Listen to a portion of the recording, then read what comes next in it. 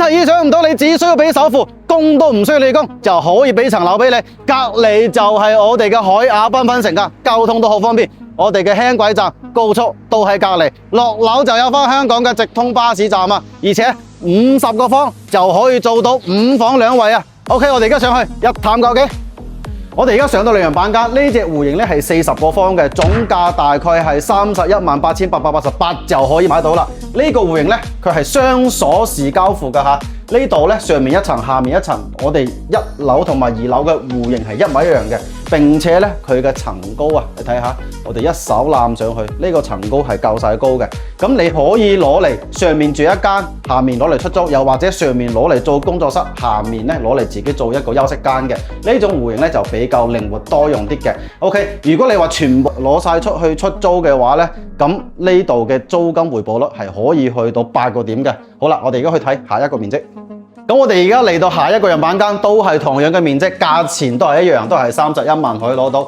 但係呢種咧，佢係做咗自己攞嚟住嘅享受型設計啊，一個中空嘅廳，兩邊咧分佈2間房，咁房間嘅空間感咧都好大，同樣都係有一個獨立嘅陽台啦。咁呢種設計同啱先嗰種設計，你比較中意邊一種呢？ OK， 我哋而家去睇下一個戶型。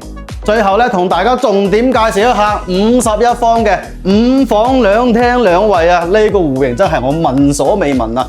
入到嚟咧，有一個唔大唔細嘅餐廳，呢邊隔離就係一個公共嘅衛生間，而且呢個廳咧，佢同樣可以幫你做到一個中空嘅客廳喎，睇睇。咁呢邊咧，佢仲會有一個獨立嘅廚房，而且佢呢度係可以用到天然氣嘅，亦即係明火。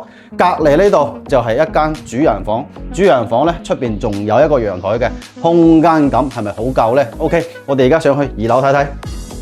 有人問啦，咁呢度5間房點做出嚟㗎？咁呢度呢個位置嘅空間做一間房得唔得先？我就問你啦。呢邊咧仲有一間客房嘅。客房嘅空間啊都非常之大啊，而且都係南向㗎。咁呢邊咧主人房咧呢個位置攞嚟做一間房得唔得？就算唔做房，做一個工作房 O 唔 OK？房咧空間感咧都係 OK 嘅啦。咁過到嚟呢邊咧，佢仲有獨立嘅呢個衣帽間啦，同埋呢個套間啦，空間係咪好大呢？